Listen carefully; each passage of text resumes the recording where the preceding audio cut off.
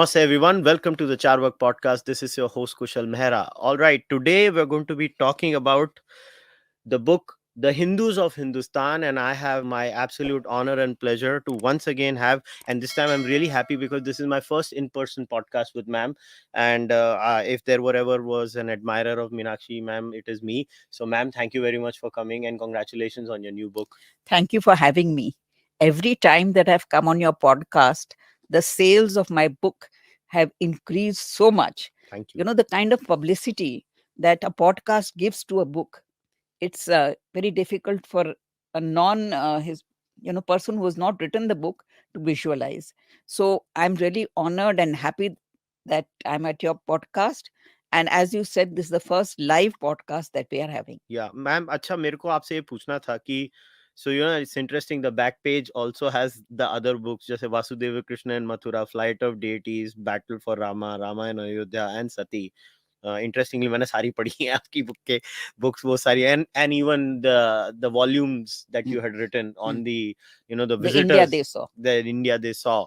But जैसे आपने मेरे को ऑफलाइन भी बोला था कि this book took a lot of time to prepare. If I remember, आपने मुझे फोन पे बोला था कुशल मुझे 7 साल लगे इसके लिए. And also you personally love this book a lot. So let's start there. Why so why do you think so? It's more than 7 years actually. I knew that I wanted to write this book, was not sure about the way to go about it. So I did a lot of reading over the years and I went on making notes on my computer. I knew that it's like a jigsaw puzzle. At some point, it will all fit in. And about 3-4 years ago, I got a senior fellowship from ICSSR, that is the Indian Council of Social Science Research. And that's when I thought, let me now start putting it together. So 2 years of that fellowship gave me enough time to have a rough draft ready. And after that, more than a year to finalize it. So it has been a long journey, but I think it is my most fulfilling work because, so many ways that Indian history has been belittled, if I can use that word. Uh, I present a different perspective, which I think will be an interesting uh, alternative to people who read this book. So ma'am, if I was to start with this first question, what when you designed this book and you wrote it, if somebody was to ask you what was the overarching theme Yes. that you had in mind, so let's start with the theme and then let's get into the content. Yes. As a student of history and as a person who taught history for a long time, I was given the impression, I'm not saying that it was deliberate, but the curriculum and the syllabus and the teachers who taught it, I got the impression that my country's history is a history of fragments. It is a history of divisions. It is a history of oppression. And it is a history of, fragmentation all along.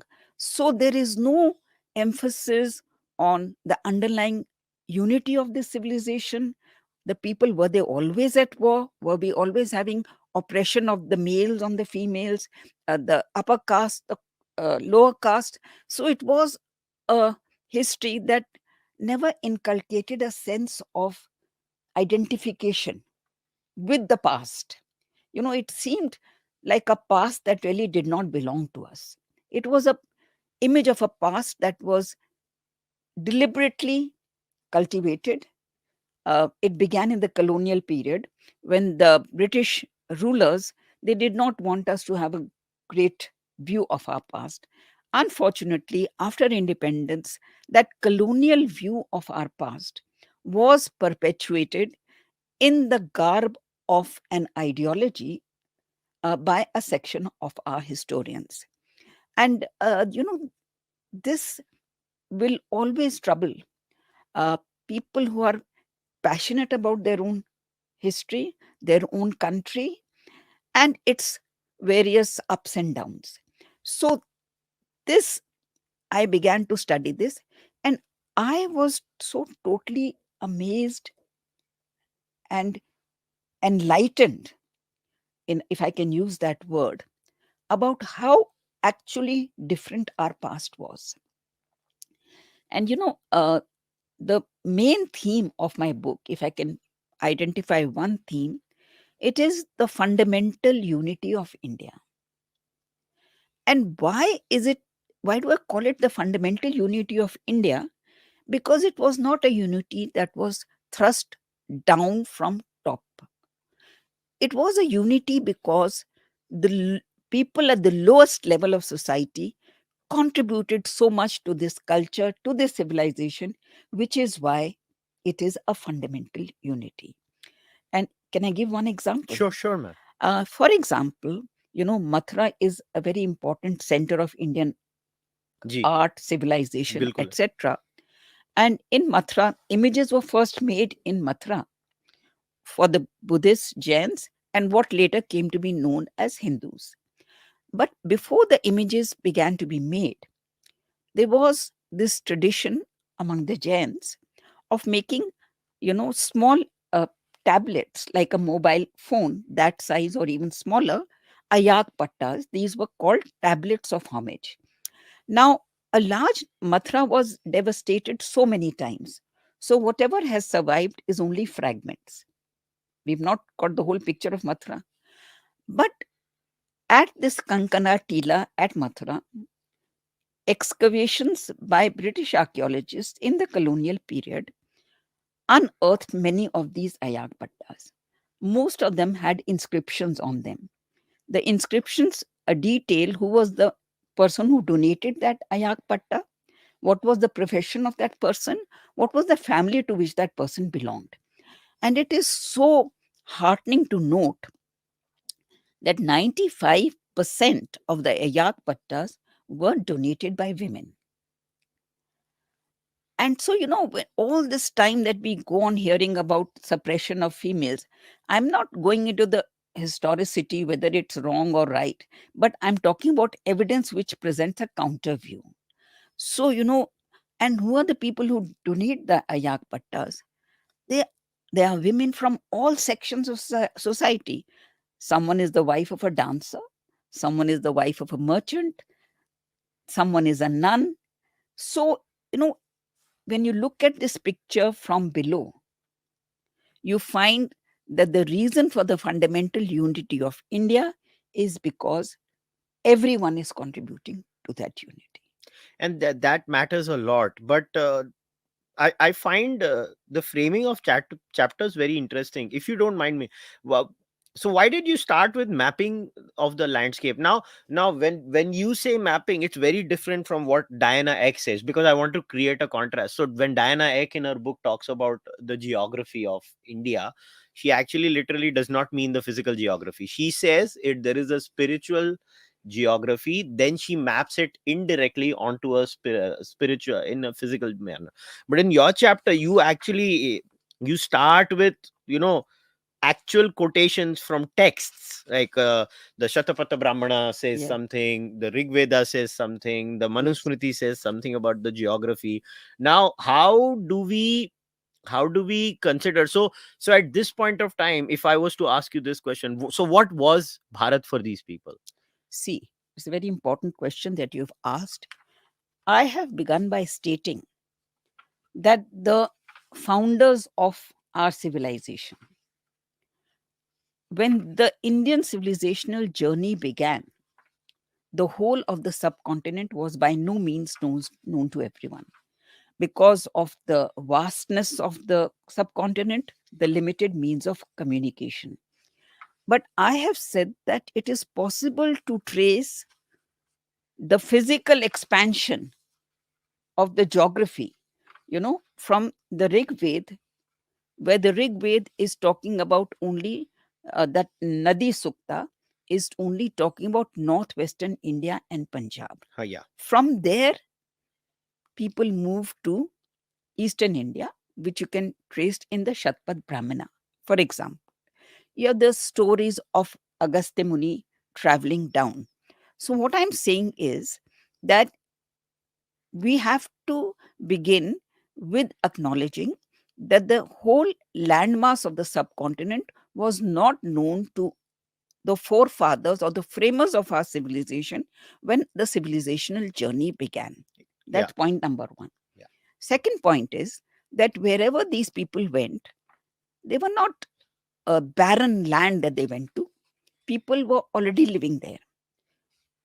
And the story of India is how the people who were living there were assimilated, included, and made an integral part of the Indian civilization. That is my first point. I say that by 500 BC, the whole of the subcontinent was largely known to the framers of our civilization.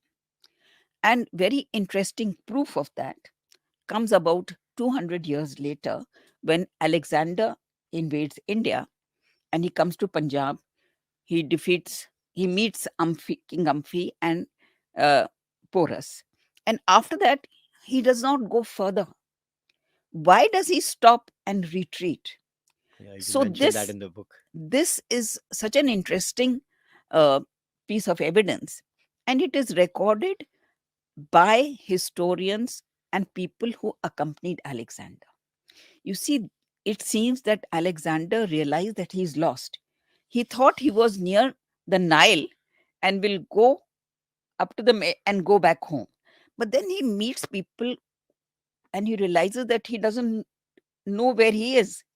So the people who accompanied Alexander, they say that Alexander asked the people who were there to describe the country as they knew it.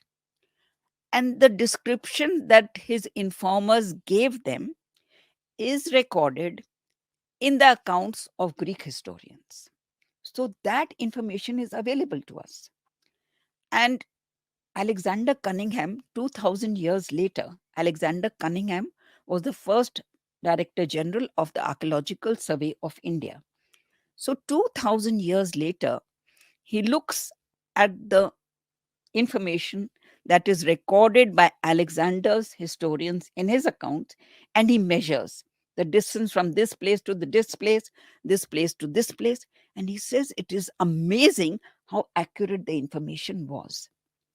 So, I mean, this speaks, all this should tell us something about the deep involvement and association with this land. Because, I mean, common people knew in the area that Alexander was that this is the distance. Yeah. And what is fascinating also is that Alexander then also realized that this is too big a land for me to capture. Absolutely. I better get my act together. I can't capture the whole damn thing. Absolutely. This is too big for me. This is too big. Yeah. Absolutely. It's very interesting. Now, th- this has to be a very, because this is again, I don't know how to say it, overly discussed, the notion of Aryavarta. Because the terminology itself is for so much discussion and so charged. Now, different people understood Aryavarta in Indological circles. Like the classical Aryavarta understanding in Indological circle is through there is some outside land. These were the Aryans who came in and they had this understood Aryan land, and this is what they called. So now, what is the notion of Aryavarta? So this was described first by Patanjali. Yeah. And he identifies the exact area of Aryavarta, which is part of northwestern India. He gives the rivers and the locale. And that definition of Aryavarta as a geographical space is endorsed and continued by the early Dharmashastra writers. Now, what is interesting is that we come to Manu and we get a detailed description of this. Manu divides up to the Vindhyas. He says the land between the Saraswati and the Drishadvati is the most sacred land. It is the land of the gods. Then he says that the area after that, which is most sacred, is the land that has been created by the rishis. And then he comes to Madhya Desh, and then he finally comes to up till the Vindhyas, and that is Aryavarth. Now, this is the definition, how it is expanding from the first definition of Patanjali up till the time of Manu.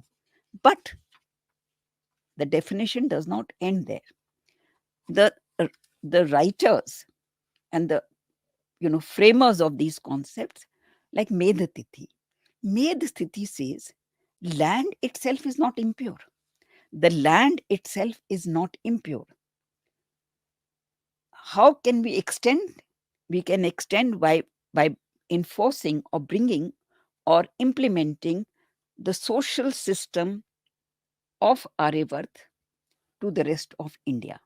He doesn't use the word India, but to large parts of the subcontinent, which means that the concept of Aryavarth is not a static concept, and by the time we finish, it includes the whole of India. But what is very important, I'm glad you brought up the Medhati bit, because that is the part of the Mlecha region could be turned into Aryan land. Yes. That is the bit you're talking Yes, about in your yes, book. yes. That tells us that these people were expansionists, which is very unlike the image that is put कि हम तो जी अकेले बैठे रहते थे, हम तो किसी को कुछ करते नहीं थे, और यहाँ पे मेधतिथि बात कर रहा है भाई उधर जाके भी ये करना चाहिए हमको. I don't approve of the word expansionist. But I'm not using it in a negative way. No, I'm but using I it in a would say, neutral way. but I would prefer the word all embracing. Okay, fair enough. They didn't try to exclude anyone, and including every region also. So to use modern day parlance, this is the Hindu frontier mentality that the Americans have these days. When I read that bit, I was like, damn, these people wanted to expand. It's not expansion. As I said, it's all inclusive, including everybody. Now, you cannot say that, Red Indians, what the Americans did for the Red Indians. I mean, can you replicate that over here? Or did you try to replicate Yes. that? Not at all. So the difference between our increase of kingdom and their increase of kingdom. In fact, I get reminded of this very good bit in Jaggi's book also, who I just spoke to, R. Jagannathan. And Jaggi also said the difference between us and them has been that us being the non-monotheists and them being the monotheists, to be absolutely clear, is that when a non-monotheist goes into a monotheistic land, they tend to not interfere in their practices. In fact, they digest their practices and they make their practices their own. And he uses the examples which are there in your book also, in the sense that different people came into India, the Greeks came into India, everybody, like Thomas Machiavelli has shown how Indians took over Greek habits too in many occasions. And the Kushanas have the others have come in India. Multiple people have come in India, and we just made them our own. No, I won't say that we made them our own. They found it so compelling that they embraced it. Yes. Because if they came as rulers, many of these people you have mentioned actually began to rule over parts of northwestern India. Yes. So if they were ruling over parts of northwestern India, the ordinary people did not go out to change their thinking or to force them to give up their old ways and accept the ways of the subcontinent. In fact, I'm glad you raised this point. For the ancient period, we had parts, in fact, large parts of northwestern India and Shakas even in Gujarat and Maharashtra. Yes. But the way, I mean, I don't like to use the word Indianization, but that is so apparent so fast in the case of all these dynasties that ruled over India at that time. Yeah, they became absolutely native. They became absolutely native in the sense that the first inscription in Sanskrit, the Junagadh inscription, is by Rudradaman Shaka. Yeah. Yeah. The Satvanas were a Brahmin dynasty. They were using Prakrit at that time. And Rudradaman Shaka uses Sanskrit and he writes kavyas in Sanskrit, and he takes great pride in his mastery over Sanskrit. Yeah. And since we talked about and I mentioned the Satvanas, I would also like to clarify that, we hear of the rigid caste bound society. The Shatvanas were Brahmins. They had matrimonial alliances with the Shakas who had come from outside. Mm-hmm. And there is also on record of them having married into Naga families. So, this whole perception of India really needs to be looked at, re-looked at from another gaze. Now, one bit which is on page 48, that I think it's a very important cultural When you're discussion. quoting pages, I'm getting nervous नहीं because, मैं बताता हूँ, customs of all people accepted. This is very important. I wanna read some bits on this. please. So you say an examination of the early Dharma Shastras showed that it was not the Vedas but community standards that prevailed in different regions and communities that were taken to constitute Dharma. This is O level. The Dharma Shastras recorded and accepted the customs of all peoples, whether they agreed with them or not. They clearly stated that the customs of the Shudras were Dharma for them. The liberal acceptance of local practices resulted in their eventual inclusion within the mainstream of society. Vashishta, for instance, clearly stated, and I quote, when there are no specific rules in Vedic texts, Manu has said that one may follow the laws of one's region, caste, or family. This is Olival. The early texts on dharma mentioned Desha Dharma, Jati Dharma, Kula Dharma, the dharma of regions, castes, and families' lineages. That was an acknowledgement that the sources of dharma were multiple and varied. Yajnavalkya clearly stated that when a king conquered a territory, he should ensure that the customs of that area were protected. He should not enforce the customs of his region on the subjugated land. This last bit I wanted to read because this is No, the I want most to add important one thing. thing to what you have said. Uh, Earlier, we had discussed the fundamental unity of India. Hanji. And I had said that every section of society was contributing to that. They were participating in that. And unity was not imposed from top down. And this point that you have raised just now reinforces my earlier point, which means that whatever your customs, however small a group you are, however lower down in the hierarchy you may be, there will be no attempt made to impose the customs, traditions, laws of somebody above you. And uh, this Arthashastra, Kautilya in the Arthashastra, mentions all these Jati Dharm, Kul Dharm, Raj Dharm, Nagar Dharm, the Dharm of merchants. Every guild has its own rules, laws, etc. And these are things that deserve to be brought to popular knowledge. Because the general impression that we have, or people who are not historians, generally they have this impression that, these Dharma Shastras were an imposition from above of laws that were uh, dictated by a so called elite caste or class. But the reality is so much different. And it is this gaze that needs to be rectified. How many people know this? I mean, what we are taught is that there was a dominant caste which was all the time trying to thrust its own values and rules on the lesser people. But the evidence is just the contrary.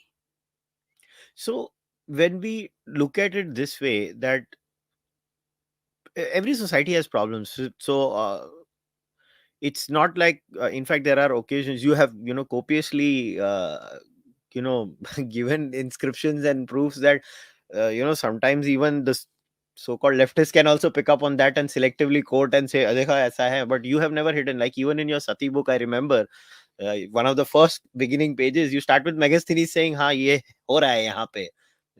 I clearly remember that one of the first 10 pages had it. But how does one have a discussion around these things where it is so charged? Like, I am very known to be a very vehement opponent of the caste system as it exists today in India. No, it's not hidden. I mean, I'm kind of known to be a very vocal opponent of it. But I also understand these points. But ये discussion कैसे करें ma'am, क्योंकि ये इतना charged up discussion हो You जाता है. see, I mean, obviously it is very charged right now, and the indignities to which some of the lower castes are being subjected cannot be condoned by anyone. Yes. And nor am I at any stage saying that the situation today is what it was in the past. The situation has changed, and it has changed for the worse. And these atrocities that we read in the papers, they have to be condemned, and I condemn. And as an educated person, and all educated Indians would not accept any discrimination against any section of society. And everyone has the right to be treated as a human being, a right to their own dignity, and the right to these fundamental basic freedoms. But in this book, I have not discussed when and why these distortions That was occurred in not the the aim of system. the book. That is not my period also. Yeah. You see, basically, my period is the 8th, 9th century, and I have just one or two chapters after that. But I have not discussed when and why these aberrations occurred. Obviously, they occurred.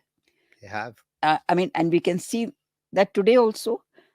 But in the period that I have covered, I have not, you know, come across this, or at least not dealt with it in a fundamental manner. And since you have talked about the caste system for the ancient period, I would also like to draw attention of your viewers to some of the ruling dynasties, which should itself tell a tale. Who were the Mauryas? The Mauryas were a low caste group. They're supposed to have been peacock breeders. We don't know what they were, but in any case, they did not belong to the so called elite caste.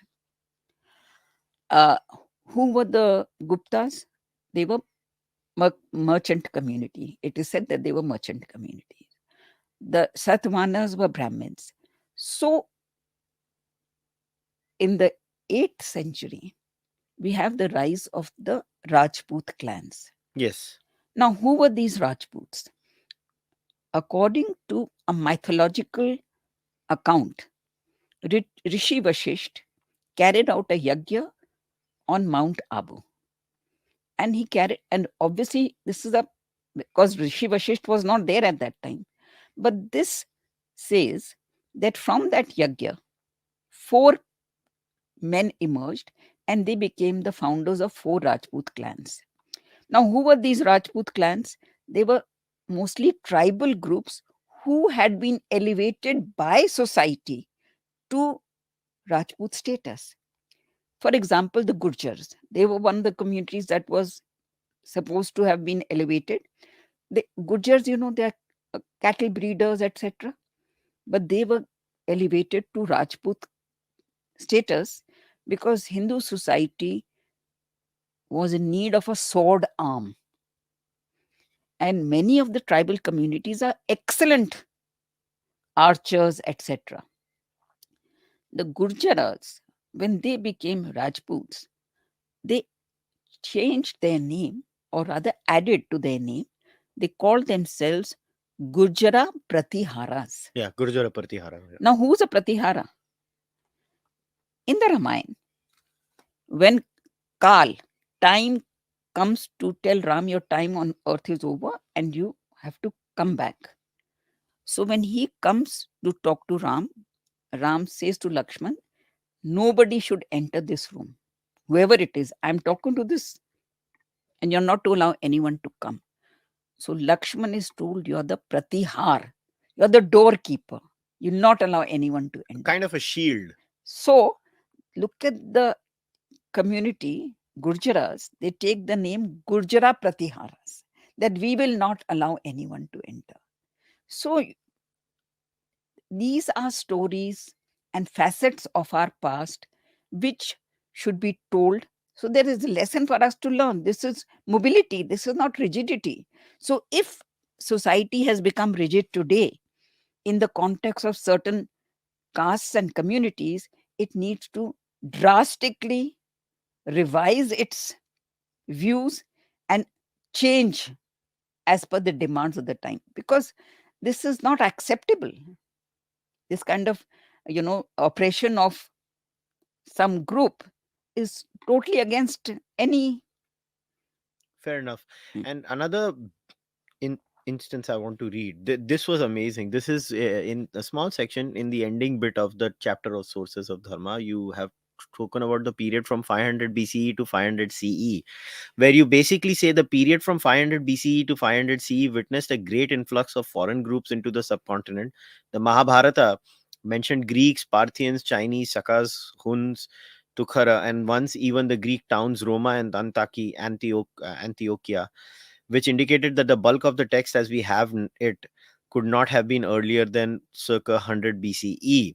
However, rather than take a rigid stance, and this is the most important bit, rather than take a rigid stance against those people, the Mahabharata described them as all knowing. Mahabharata 8:30-80, you quote, Sarvajna Yavana Rajan Suras Chaiva Visheshta. This is a very important point, that even when invaders come, our mindset is, hey, we can learn things from them, they Yes. are also smart, so why not learn from them? And unfortunately, in the cacophony of noises these days, and I think TV debates have made it even worse, Yeah. that that this is like, not that I host a podcast, but genuinely podcasts are a blessing, because these are the kinds of things that we can take out, and we Yes. can read, and we can tell people, boss, ये भी चीजें बोली गई है महाभारत में, Yes. इसकी बारे में क्यों नहीं बात होती है? And Gautama, in his Dharma Shastra, he says that knowledge has to be accepted from an Arya, Rishi, or Malech. If he has mastery on something, you have to accept it.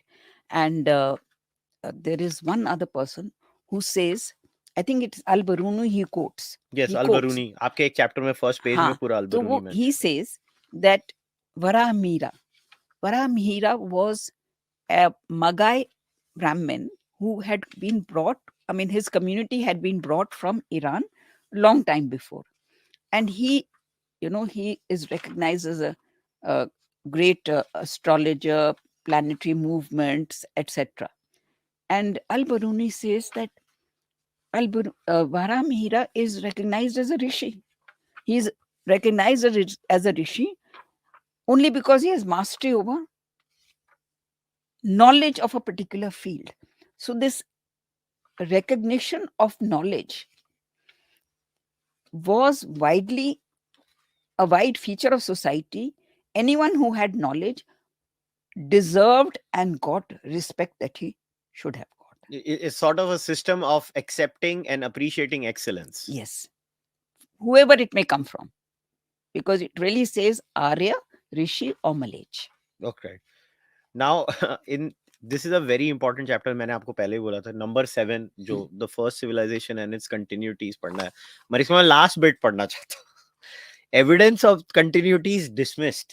क्यों मैं पढ़ रहा हूँ? क्योंकि पहले मैं dismissal क्यों होता है वो पढ़ना चाहता हूँ.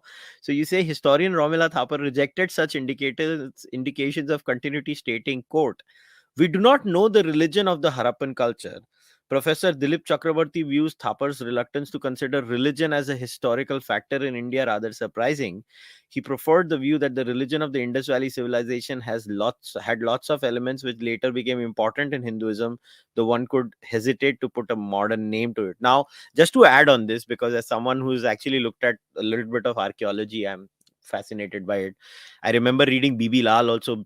BB Lal Saab shows how yogic postures, Yes. I think 5 or 8 if I remember correctly, don't quote me on that, guys, it's either 5 or 8, I don't remember He has the correct. terracottas. Yeah, the terracottas, and Are he has displayed. shared them in the books, Yeah. and they are postures, proper yogic postures. And I mean, to make a point like, oh, we cannot definitively say it is religion, I mean, how can we be so naive, man?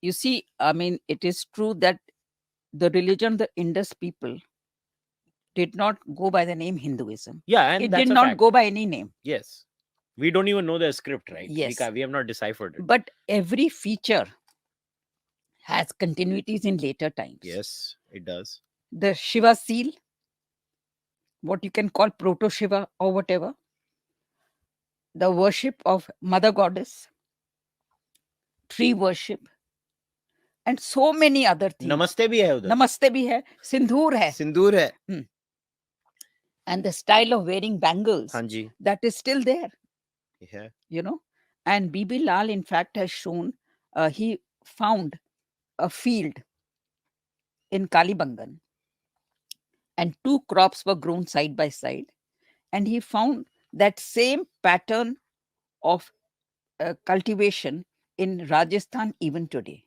So the kind of continuities, obviously we cannot say that they were Hinduism, but the point is that you cannot dismiss those continued fire altars. Oh, so I was right. They are 5 because I just saw the photo. Yeah. आपने photo share की है book में. हाँ. It's here. These It's are taken from Bibi Lal's. yeah the 5 because मुझे याद नहीं था 5 है कि 8 है मैं भूल गया था. So But the excavations are continuing, so more will come. yes, It's not that excavations have stopped. they will. The cult of the pillar, another case of continuity. इसको थोड़ा explain करो examples के साथ थोड़ा keenness है कि I did not understand why did you make it a separate chapter. You see, I was talking about continuity, and then in the Mahabharata, you have the yagyas. The pillar is when you're doing the yagya, Vedic yagya, a pillar is erected, and the Mahabharata also says that when you are going to battle, the enemy's attempt is to capture your pillar so that you're denied divine protection.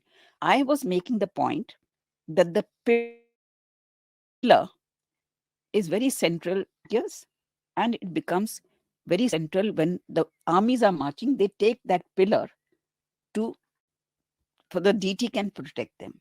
Now, when sacred structures began to be made, then in front of the structure, that pillar would be erected. So it is a continuity of that symbol of pillar in the yagyas, which is used in the Mahabharata by the armies to get the same concept when sacred structures are being made. And I've given the example of the caves, and I've also given the example of temple, principally Ellora, which is cutting across community. Now, when you talk about cutting against communities, I want to add one thing. There is a impression that has been given that the Hindu Jains and Buddhists, they were always at war. But if you look at the sacred sites, I where there are only temples of one community. For example, Udaygiri. Udaygiri was a very sacred site, very important site, which was developed by Chandragupta, the Gupta ruler. Hanji. And he was a Param Bhagwat, a devotee of Vishnu. And cave number 5 has that iconic, statue. But to that cave, his minister was a Shiva Bhakt. So constructed the cave in honor of Shiva. And Chandragupta went to that cave, which was built, and the minister was so proud that he records that inscription is still there.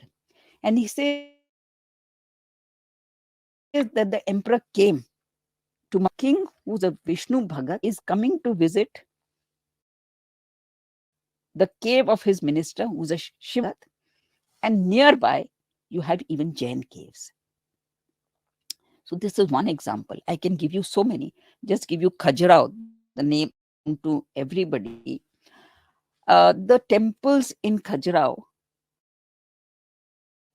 are actually built by of people. On one side are the temples which are built by the kings, and the other side built by their ministers who were mainly Jains. The temples of both the kings built Vishnu and Shiva temples, and the Jains ministers built temples. From outside, their construction is the same, the stone used is the same, and outside, Ganesh and all will be found everywhere. So you cannot make out whether it's a Jain temple or a king's temple unless you're in, because they are so similar. In fact, that can also be proven through your point of cultural congruence in the fundamental harmony not just that, the most important bit is where you said the intertwining belief systems. Again, this should be read in context of these things in our culture, and which is why, the second half explains the aberrations very well. Section B of the book, because this bit of section A is kind of the prerequisite to understand why you have a section B in the book. So like over here you say, stories associated with the birth of Tirthanka Mahavira were strikingly similar to those of the birth of Vasudeva Krishna. So ma'am एक commonalities का एक और बहुत interesting fact आजीविकास का, where मुझे आजीविकास में क्यों interest है, क्योंकि मैं चारवाक हूँ. तो चारवाक और आजीविकास आर और एंड द न्यानास, ये तीन हैं जिनके बारे में हमें ज्यादा पता नहीं है. And in fact Ajivikas are also kind of considered to be a branch of with Jainas and proto Jainas. But और if I remember correctly Ajivikas free will पे भी उनके व्यूज बहुत इंटरेस्टिंग है, फ्री विल पे भी. बट ये जो हम कॉमनैलिटी की बात करते हैं, तो अगर आजीविकास भी इसका पार्ट थे, so why do you, like, I want to read something here again. At some point the Ajivikas also had stupas, because we were discussing stupas just now. Ajivikas were heterodox school founded by Makhalli Goshala in 5th century BCE, and he practiced austerities with Mahavira for 6 years before separating from him. A passage in the earliest Buddhist canon. Now, very interesting. How do we know about the Ajivikas and him spending time with the Jaina Guru? Is through a Buddhist source. And this is why I wanted to read this bit, is that don't you think it is very important that there is clear back and forth between all these communities and they are living together, is because they keep, how do we find the historicity of a person? We find the historicity of a person, for example, is if this others are talking about him, right? Or am I mistaken? No, absolutely. So why, again, my question is that these how come they are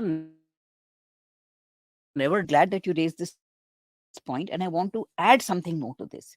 I was telling you about images, murtis being made by the same group of people who make murtis for Jains, Buddhists, and what we later call as Hindus. But the point that I was making was that fundamental unity. Yes. When these artisans or craftsmen were making murtis of Mahavir, for example, what did they have on his chest? They added on his chest what? Srivatsa. Srivatsa is always associated with images of Vishnu. So, this point that there was an attempt even at that level of image making that they should be embracing and including everyone within that framework. And you talked about, in the beginning, even the Jains had stupas. You talked about Ajivikas, but the Jains also used to make stupas. And stoop building, it was a developed tradition in Eastern India where Buddha, Jains evolved and grew. And the story, Kanishk, Emperor Kanishk of the Kushan dynasty, he was a Buddhist. So the story is that once he entered a Jain stupa, thinking it's a stupa, Wow. offered his whatever he had at the Jain stupa, mistaking it for a Buddhist stupa. So that gives you an idea of how much commonality there was.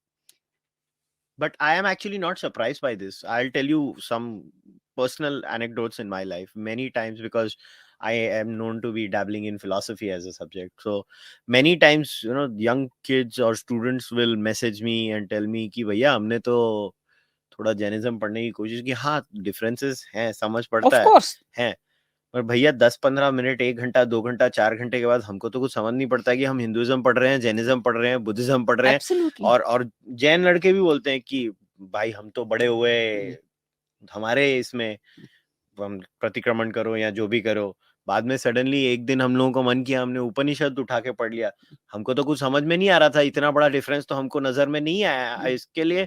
सो इसको जैसे कहते हैं, there is evolutionary psychologist जिसने ये वो एक use किया था terminology, he calls it the nomological network of cumulative evidence, where you have a chapter on the sacred literature itself. That sacred literature में भी हमको ये इक्वालिटी और रिस्पेक्ट और एक दूसरे के बारे में बात, like whether critiquing or whether like it's not like our ancient ancestors did not criticize each other also. They Of did. course, They did all the time. Baruni says that they're all the time actually disputing on words Yeah. with each other. All the time. Yeah. बाल की खाल उखाड़ रहे हैं वो लोग.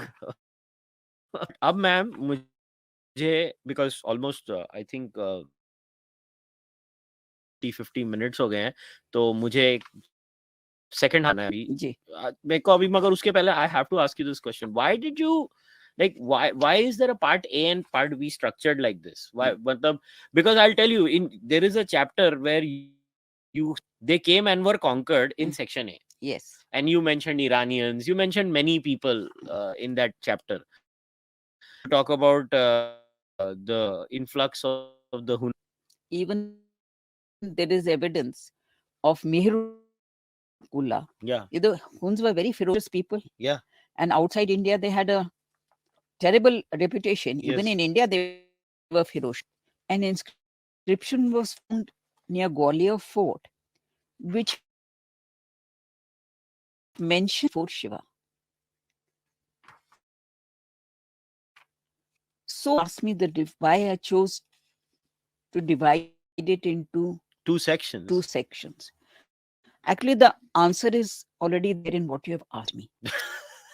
No, but for the benefit, and I'm sure this will cross the mind of many people. Yeah, because जैसी book उठाई मेरे को भी ये क्वेश्चन आया सबसे पहले. So in the first section, that is section A, apart from other things, I have discussed of foreign rulers or rulers of foreign origin who ruled over northwestern India and went up to Gujarat and Maharashtra. So there is a whole series of rulers of that period that I have discussed. But the one prominent feature is how quickly they took to what I can call Indianization. Within a generation, within one generation, just immerse themselves so completely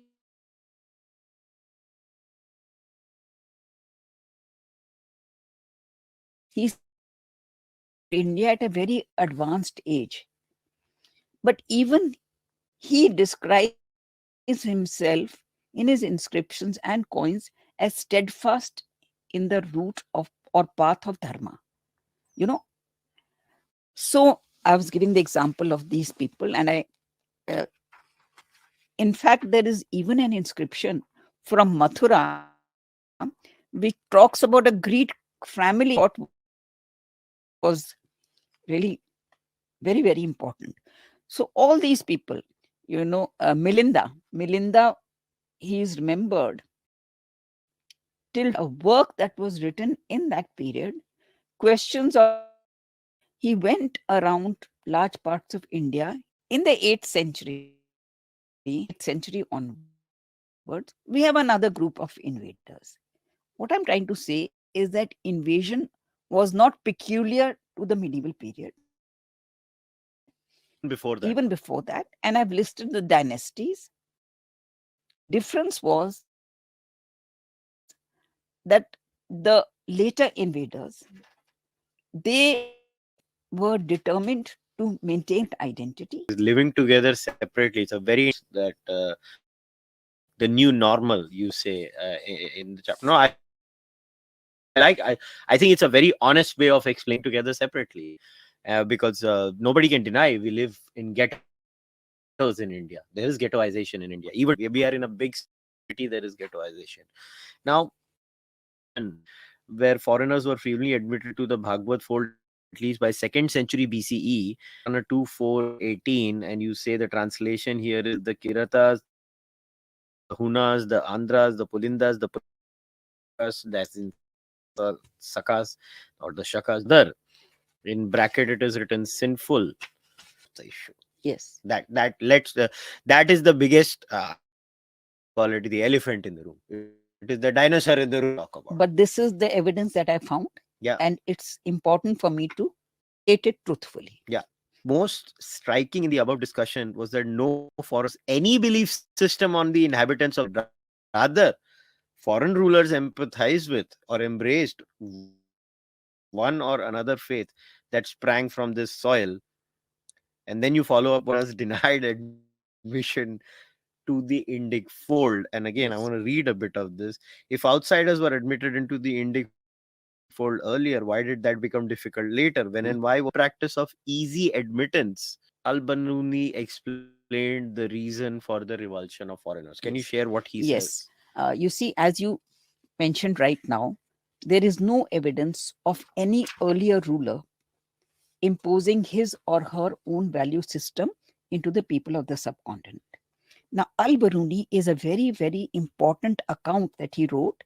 He came with Mahmud Ghaznavi. He spent a lot of time studying Indian history, philosophy. He traveled to many places, and his book is a really wonderful study of India. And he says that, why is it that now mothers frighten their children at night? Don't cry because Ghazni is coming. So Hmm. the children are frightened to silence by the invocation of the name Ghaznavi. And he says, and he himself explains, he gives the reason why. He says, Islam came. And then he cites, the first example he cites is of Muhammad bin Qasim, who invaded Multan. And he says, in that revered statue of the sun, he hung a piece of cow's flesh. Yes. And he says that, after that, he describes Mahmud Ghaznavi, so many things. And he says that the Hindus became like atoms of dust scattered in all directions. And they hide from us, they take shelter because he says that there is nothing left. So, this explanation has been given by a most perceptive scholar, I would call him, of that time, And an insider. and an insider. So he says that, previously they revered knowledge from wherever it came, and then Islam came, and there was no revulsion against foreigners before Islam came. These are his words. And now I'll come to my last chapter. So, this argument that Al Baruni makes, which is very compelling argument, that you're attacking the sacredness and sacred sites and sacred centers of the people whom you have subjugated, and then obviously they cannot have the same feelings towards you as they Absolutely. had towards the Kushans, etc. Now, the thing is that the problem did not end with the subjugation of parts of northern India, that living together separately. You see, some communities entered the administration of the medieval period because the medieval period needed, you know, clerks, scribes, revenue record, somebody to maintain. So people did enter. But the point is that among the important communities that entered were the Rajputs. Now, modern historians look upon the Mughal Rajput marriages as a sign of a syncretic culture and the fact that they were living together and there were no there were no sharp divisions or lines between them, no barriers between them. But this is one side of the story. The true story is that the Mughals never said that Rajput blood also flows in our veins. Jahangir's mother, he was the son of a Rajput mother. So, by common yardsticks, he should have been half Rajput, half Mughal. But the Mughals always said they took pride in their Timurid ancestry. And they said we are pure Timurids. So, no Persian history that was written in the heyday of the Mughals mentioned the emperor's marriages with Rajputs. That is very surprising. If the emperor is getting married to somebody who's the Rajputs were also royal families in their region, but these are not mentioned. And even more surprising is that the Rajputs were very uneasy about these matrimonial alliances. And in their home states, many of them got their local historians to write a counter narrative because they were very troubled. They said that, how will our future generations judge us? So they wanted to present their point of view. So, for example, Mansingh. Mansingh, was Akbar's close relative and close friend. Yes. So, in Mansingh's court, the history that was written talks about the uh, noble clan of the Kachwahas, how brave they were, how many battles they won. But it never mentions that Mansingh's grandfather had given his daughter, that is Mansingh's sister, in marriage to Akbar. It doesn't mention that. So, obviously, it's, the compulsions of modern day politics should not ideally influence the way we look at the past. And just to continue this story of matrimonial alliances, when Emperor Farooq Siar passed away, when he died, then Ajit Singh, he went to the Mughal court and brought back his daughter. Can you imagine? The emperor, his daughter is married to the Emperor Farooq Siar. When Farooq Siar dies, he goes and brings his daughter out of the Mughal court. And the three Rajput premier houses of Mewar, Marwar, Jaipur, they sign an agreement that in future we will not give our daughters or sisters in marriage. So, the situation is far more complex than what some of us have been led to believe. I think, ma'am, somewhere down the line, at least this is what I gathered, and because I have myself that at the end of the day, people don't want to accept the fact that somewhere down the line there is a fundamental schism between monotheism or monopolistic monotheism and the non-monotheistic faiths, and those societies that are influenced by certain ideas are going to be the way they are, and the ones that were coming previously, at the end of the day, they were not like monotheistic in that But sense. I want to make another point, and that is that in the entire 18th, 19th, and 20th century, when Mughal Empire was in decline or had declined, there was no reform movement, what is so-called reform movement in Muslim society, which advocated living in peace with your Hindu neighbor. They all said without exception that maintain your distance, and if there are any practices of the Hindus that you are continuing and emulating, you must get rid of them. And I'll give you the example of Sayyid Ahmad Shahid. Now, he was waging a war, a jihad. Now, logically, the jihad should have been against the British because they were the ascendant power. Absolutely. But he wages a jihad against the Sikhs because it was the tradition that first you have to wage a jihad against the Kafir. whether it's kafir or indigenous non-Islamic traditions. So these, I think that, unless you have the courage to confront your past, you're doomed to repeat it. And this was going to be my last closing question before we wrap it up. What did you learn, and what should everybody else learn from this journey? It's an individual's journey.